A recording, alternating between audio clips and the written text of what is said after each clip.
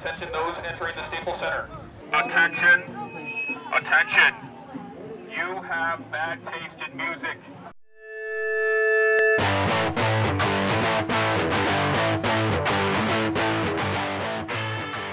Let's see, I was reading one time the June issue of Scientific Proof magazine.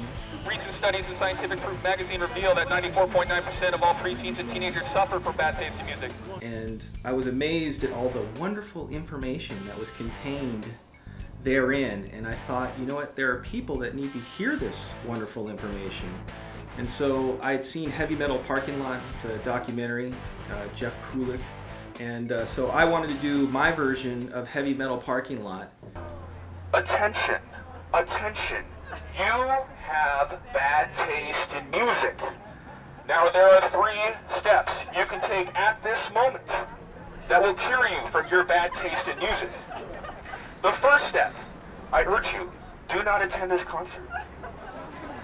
The second step, stop listening to bad music. Bad music is proportional to bad taste.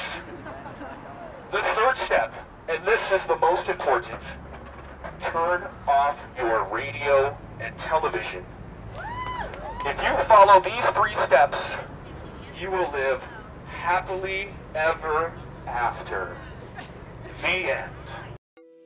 Music finally can now be proven whether it's good or bad. And we used to think of this as purely subjective. But the wonderful 21 scientists on call at Scientific Proof magazine have shown through science that you can determine whether or not music is good or bad. One of the worst aspects that can get music a bad rating from the scientists is clichéness. And another one is honesty, music that isn't honest. Those are the 2 worst. Now, to give you an entire list, I couldn't do that because I'm not a scientist. Are you over the age of 20, ma'am? Are you here as a chaperone?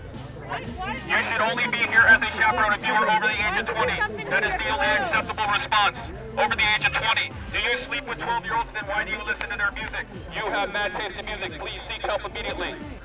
I saw from the other end how awful and evil record companies are.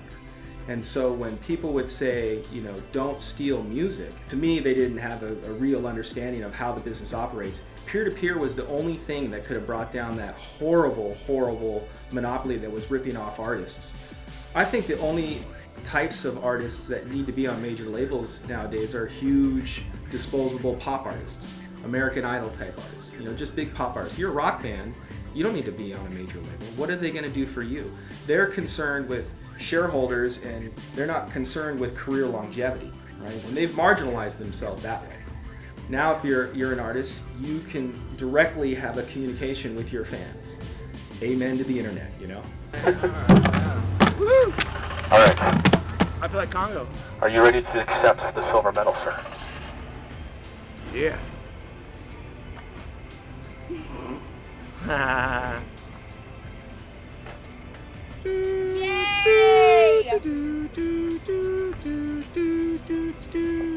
Where's my ladder? Puddle of Mud's music can only be described as embarrassing. That was enough to vault them past Finger 11, but not enough to overtake Nickelback. The 2004 Silver Medal Award at the Bad Music Olympics goes to Puddle of Mud. Nah, they get the fucking gold medal. No, congratulations. Would you like to say something on their behalf, sir? Yeah, Wes is hot. I don't like performing. I hate it. You know, I do what I call the line drive-by before I'm going to perform, and I film everybody out of costume, and you know, so I'm looking at each person that I'm going to come do this thing to, and it's pretty nauseating to do. I like the writing, the preparing, the thinking of the idea, the editing of it, and I love the internet. I love the fact there's no gatekeepers. If I think it, I do it, and I post it, right? I'm just trying to make that music uncool so people will check out cool stuff. Linkin Park is bad music. So I'm here tonight, gentlemen, to tell you all that you have bad taste in music. Now there are 3 simple steps you can follow. Yeah! The first step, I urge you to not attend this concert. The second step, stop listening to bad music. What's good music? man? The third step. Hold on. Turn on your radio and television. That which has been scientifically shown to be good music. Now the reason though, I don't specify what I like, because you'd be surprised, every email I get, the person who emails me thinks I like their style of music, right? Classic rockers email me and say, yeah man, fuck that new shit, right? It's all about the old shit.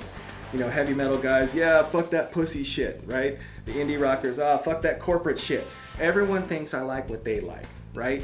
Now, as soon as I endorse any artist, I completely marginalize that whole aspect, and it's easier to label me. You know, if I put out an artist that was of a certain style, oh, he likes that music.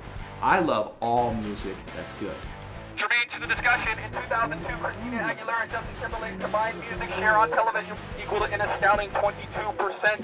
100% of Justin Timberlake's music was found to be bad music. The study was homologous for Christina Aguilera. 100% of Christina Aguilera's music was found to be bad music. Shocking, I know. But there is hope. Simply follow the steps I have laid out for you today, and you can effect a change now. In review, those steps are: 1, do not attend this concert. 2, stop listening to bad music. 3, turn off your radio and television. I am here for your benefit. Please, allow me to help you. Go home. Thank you. When I put up the site, there were 7 clips, and then I did a bunch in a row. I'm waiting for, hopefully 50 Cent will tour. I think that's gonna be the next one. But the next one, if it's not 50 Cent, it's gonna be a deserving hip-hop artist. You have badtasteinmusic.com. Eman Laerton, that's my site. Check it out. FRA, thank you for the interview. It is much appreciated.